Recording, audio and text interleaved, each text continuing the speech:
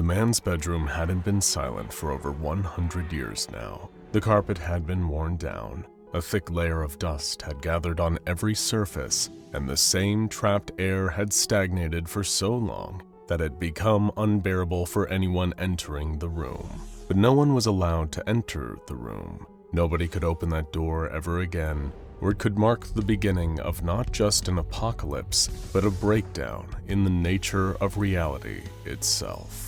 Figures shuffled around the room, sometimes dozens, sometimes as few as 3, all rotting but never dying. Researchers peered through the window in abject terror day after day as the laws of physics broke down before their very eyes. All of them except one, a lone scientist with a plan to get inside that room. A plan that the Foundation would shoot him dead for. A plan that he was seconds away from enacting as the improvised explosive device in his satchel clunked heavily against his thigh. In many ways, we are just as trapped as SCP-001, if not more so. We are trapped in our own three-dimensional world. Take a stick figure drawn on a piece of paper. That stick figure knows up and down, left and right, and that is their world. You draw a box around them, and they are trapped, unable to simply step forward out of the page and walk around it. For us, looking down at the stick figure, we might laugh at their foolishness. Trapped inside a child's drawing of a house, it begs the question, is there a creature looking down at us and laughing? We may be able to move up and down, left and right, forward and backward, outsmarting the simple stick figure. But in time, we are just as caged in, living our entire lives on this razor-thin piece of paper called the present. The future is always just out of reach, the past always repelling us. We have no choice but to exist in the now, slowly creeping through history without any agency of our own. Cursed to be born, live, and die in that order. You can never be a child again, never see your mother's face for the first time beaming down at you. You cannot skip ahead to your dying minutes, knowing what it is you will have to face up to in your life. Maybe the idea of facing up to things at all will fade with the freedom of exploring what once was and what will be, as if it were no more difficult than taking a step out of a 2D box. The bell rang, cutting Professor Davies off. He hadn't meant to go into such an existential tangent, especially for his first-year students. Most of them looked like they were in a daze, not really listening to anything he had been saying. Quantum mechanics sure was a complex topic to cover in just one semester at university. He'd spent his entire career trying to wrap his head around it, and still spend most of his days with the same bored and confused glaze over his eyes as the teenagers who made their way to the back of the hall. But one figure, standing just beyond the doorway peering down at him, caught the professor's eye. Little did he know how drastically his career was about to change in just a few minutes. A preeminent physicist at just 28 years old, Professor Davies had already achieved the status that many academics will not see within their lifetimes. Whenever anyone asked him about it, he always made the joke that he was cheating. He didn't believe in the concept of a linear lifetime in the first place. Still too young to be taken seriously by many of his peers, he had flown under the academic radar for much of his career so far. Perhaps it was as simple as that. Or perhaps certain undercover agents had a hand in suppressing news of his blossoming career in quantum research. His hands trembled as he approached the reinforced glass. He gripped the bag tightly, trying his best not to let his fear show. If any of them saw what he was about to do, if they even suspected something, he would have a dozen bullets flying through the back of his skull before he'd even have a chance to put his hands up. Shifting his weight from foot to foot, he waited for the airlock to be opened for him. A siren blared, red lights flashed, and the first glass door slid open. Stepping inside, he waited for the atmosphere in the chamber to adjust. Both doors were closed in front of and behind him.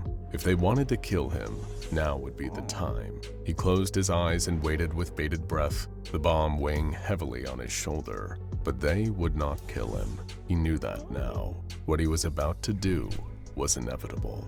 It took several months for Professor Davies to be granted the full security clearance he needed. They kept referring to his project as a K-Class anomaly, whatever that meant, in order to get him up to speed with the nature of what he was going to be working on.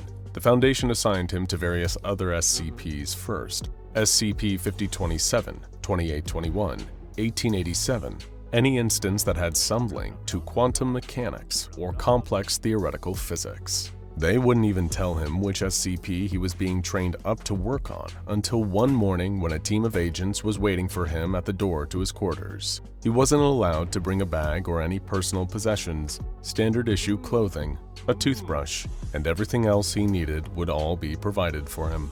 It was only then that they told him which SCP he was being assigned to. SCP-001. He was blindfolded for the entirety of the journey. Car, then plane, then another car. It was a full 10 hours before his blindfold was removed and his new project was revealed to him. Professor Davies found himself in Site-01, the place where all of this started. All the SCPs, all the research, the secrecy, the assassinations, the deaths of countless innocent people, and an equal number of guilty parties. It all started right here, Site-01. The site itself resembled a large sarcophagus, similar to the one found covering the Chernobyl nuclear power plant. Where do you think the Soviets got the blueprints from? Everything in the room is arranged in a circle around the center. Research desks, maintenance equipment, raw materials including a stockpile of wooden planks and reinforced metal sheets, monitoring equipment, security cameras, and of course, some of the most advanced automatic weapon systems in the world, all pointed at a great glass box in the middle of the hangar. Measuring 30 meters in each direction, the glass was 50 centimeters thick. Even all those high-caliber weapons would have had a hard time creating a chip in that. But it wasn't the glass box itself that was so interesting. It was what was trapped inside of it. A house inside a perfectly round glass bowl, with no entrances or exits, complete with a front lawn, sidewalk, porch, and even a tree in the backyard. A regular American house, trapped in a box like some kind of science experiment. There was some kind of transparent airlock system at the entrance. On the other side was just a normal walk up the garden path to the edge of the second glass bubble enclosing the house. But on closer inspection, Professor Davies realized that this wasn't your typical American house at all. The street lamp wasn't electric. It was made of iron with little glass-paned windows, an oil lamp. In fact, the house did look odd to him. There was no electric doorbell, but instead an actual physical bell system. The whole house looked out of place, not just because it was in a box in the central hangar of a 42,000-ton sarcophagus, but because it was from another era entirely. You see, Site-01 was constructed around this house. The glass box and bubble, the sarcophagus, all of it was built around the already existing building.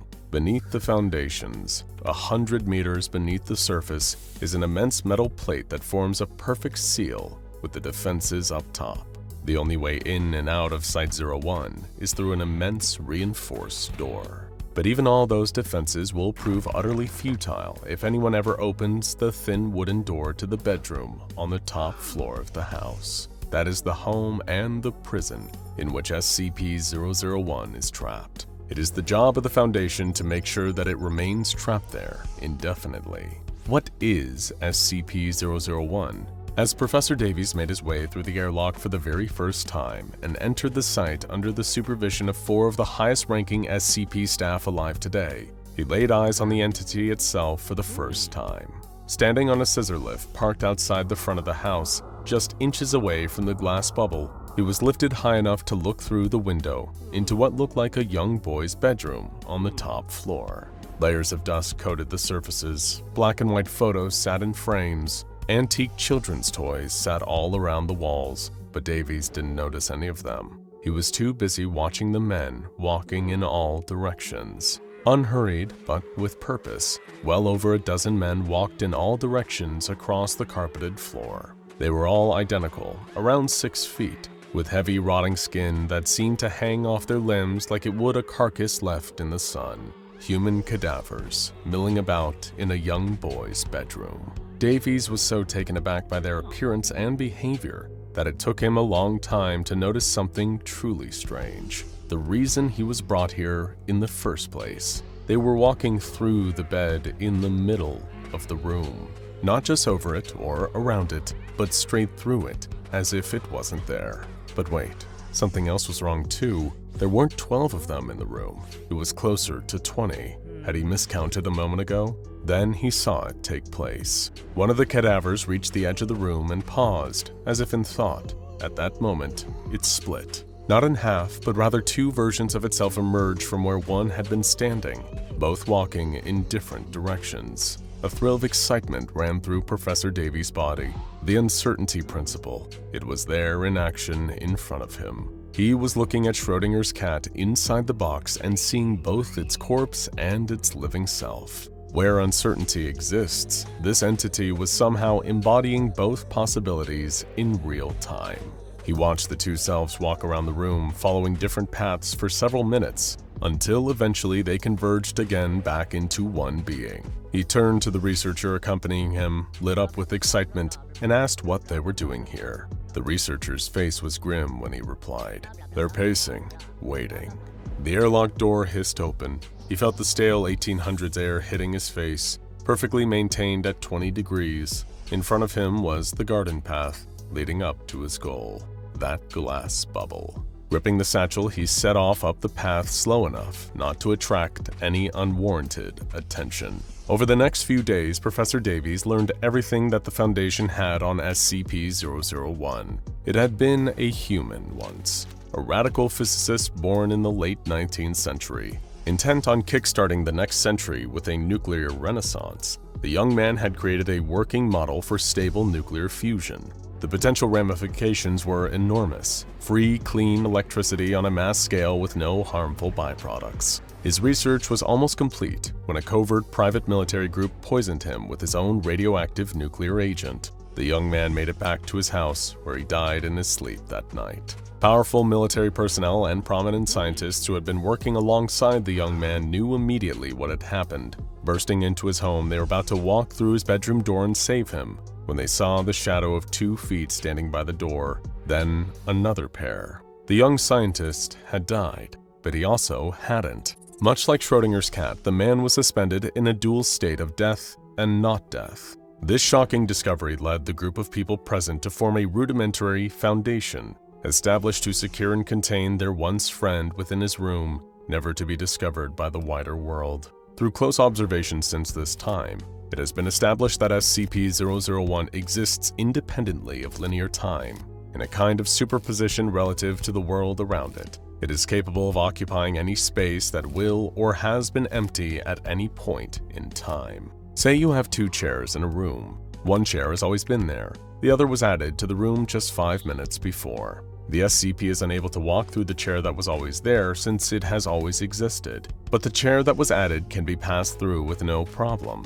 because there was a point in time when that chair had not been there. But it also works in the future. If a 3rd chair was present, which had always been there but was removed 5 minutes after the experiment, SCP-001 could pass through that chair also. The Foundation theorizes and hopes that the start of this clock that SCP-001 operates on was the point at which the young scientist died and did not die. That is why it is incapable of escaping its bedroom, and that is why it is of vital importance that the bedroom door remains closed forever. Ongoing maintenance work and preservation techniques are being employed to keep the house in as stable a state as possible. Should anything happen to damage the integrity of the structure, the quantum chaos contained in that space could lead to a total breakdown of the laws of physics, destroying not just the world but the fundamentals of mathematics as we know them. The bomb bumped against Professor Davies' thigh as he walked up to the house, an old man whose life had been devoted to denying the world its future.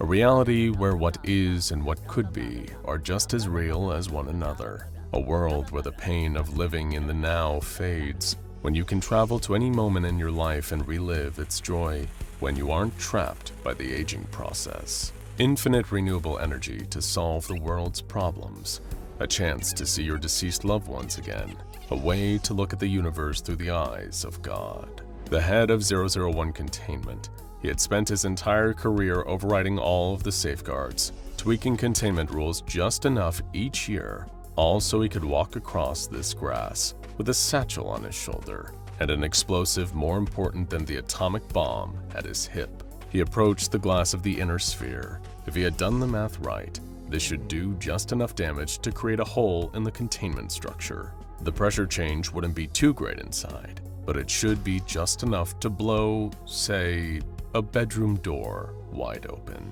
Now check out Insane SCP-001 Fight Gate Guardian vs. Scarlet King and SCP-001 The Gate Guardian.